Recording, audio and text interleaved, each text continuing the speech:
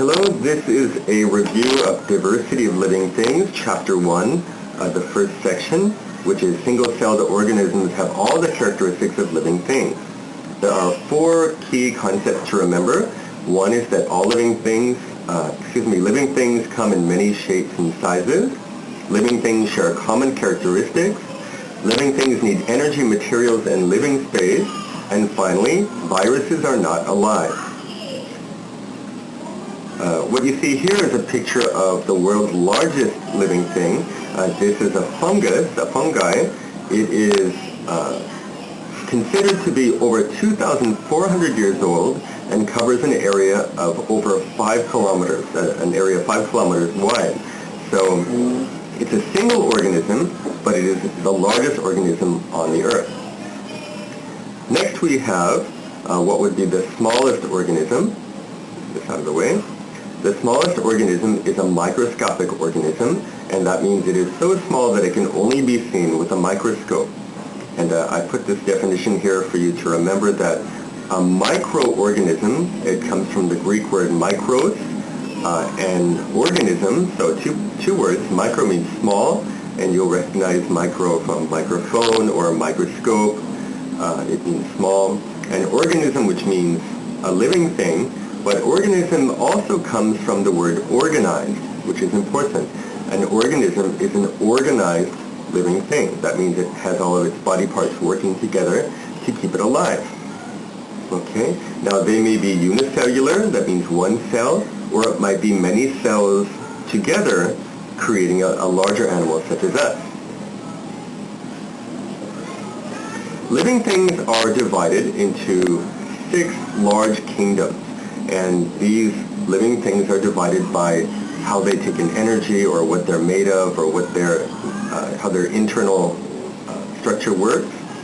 And these 6 kingdoms are also divided, you can see maybe visually. One is that one group are so small they can only be seen with a microscope, and the other group are larger living things.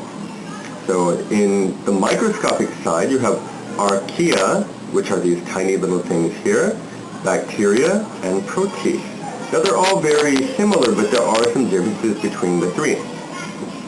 On the larger side, it's probably a little bit easier for us to see the differences. There's animals, which we all are familiar with, fungi, which are things like mushrooms, and plants. And fungi and plants are not the same. They do have different characteristics. Now, all living things have these 4 characteristics. They have organized bodies, they grow, they reproduce, which is they can make more of their own kind, and they also respond to the environment. They respond to things that happen to them, which is called stimuli. They have organization. All living things have organization. You look at this single-celled creature here, and you see that even though it's very tiny, it has many microscopic, what are called organelles, or basically like your heart and lungs inside of it so that it can live. It also contains within it its DNA. So when this cell reproduces, it can pass its DNA on to its child cell, or daughter cell as it's called. Okay. Growth. Growing is something that all living things do. Here is a video of a plant growing. I'm sure you've seen this kind of thing before, but rocks don't grow. Computer keyboards don't grow. Only things that are alive grow.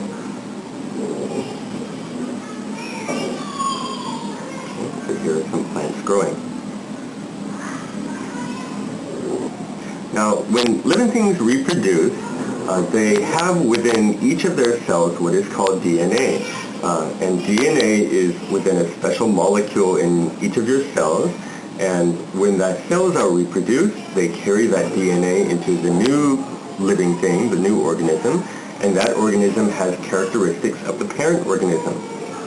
So when a mother and father have a child, some of the DNA from the father, some from the mother go into the child, and that child will have characteristics of both parents.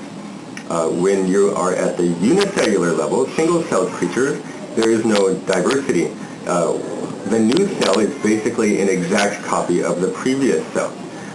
Each cell has the DNA inside, and it passes it on. Of course, animals reproduce by having children. plants and trees reproduce by passing on seeds. Single-celled organisms often reproduce by what's called binary fission. And binary fission is a process that looks something like this. So you start out with a single bacterial cell, and then in that cell you've got the cell membrane, which has a DNA inside.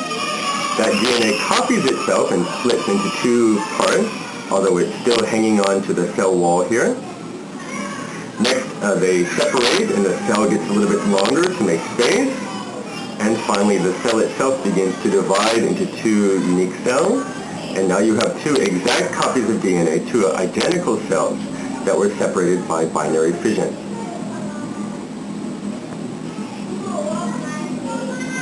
Okay. All living things also respond to the environment. That means if there's heat or light or some kind of pressure such as gravity, living things are going to respond to that. And that includes from human beings down to the smallest bacteria. Here's another video of a plant responding to stimuli. And this is a plant that would normally grow straight up, but it's been placed on its side. Okay, it's been placed on its side, and you see that the leaves and the stem are turning upward because it knows it's supposed to grow up, and so it is turning so that it can face the proper direction, even though it's been laying on its side. You might have seen this in plants and trees that are growing on hillsides, that they will curve or turn upwards so that they can go in the right direction.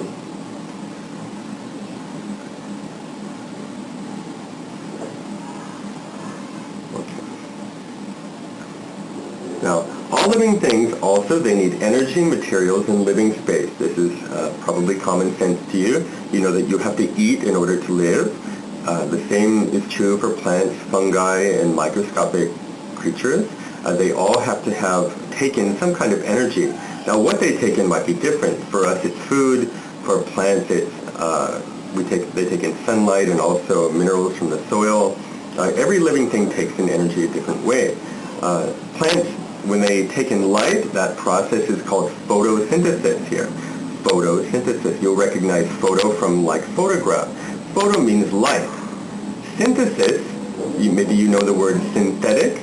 Synthetic means fake, or synthetic means to make something. So synthesis means to make. Photosynthesis means to make something out of light. So plants use photosynthesis to turn light into energy that they can use for growing. The final key point of this section is that viruses, although they might look like bacteria or microscopic organisms, they're not considered living things. And there are a couple of reasons for this. One is that they never grow. They stay the same size. They don't respond to the environment. They might be destroyed, but they will not change with the environment. They don't take in any kind of energy. They don't eat. They also do not reproduce. They cannot make a copy of themselves. You might hear of a virus spreading. The virus itself is not copying itself. What they do is they go into a living cell and they inject their DNA into that new cell and take over the cell. It's like an invading army. They go in and they take over the cell, they put their DNA into that cell, and that's how they spread. They don't actually create copies of themselves. So, very quick review of this section, things that you need to remember, that living things come in many different sizes, and these living things, they live together and they work together. Key concepts are living things are in many shapes and sizes. They share common characteristics, and these common characteristics we talked about were that they have organized bodies, they grow, they reproduce, and they respond to the environment. They also need energy, materials, and living space in order to continue their existence. And finally, viruses are not alive.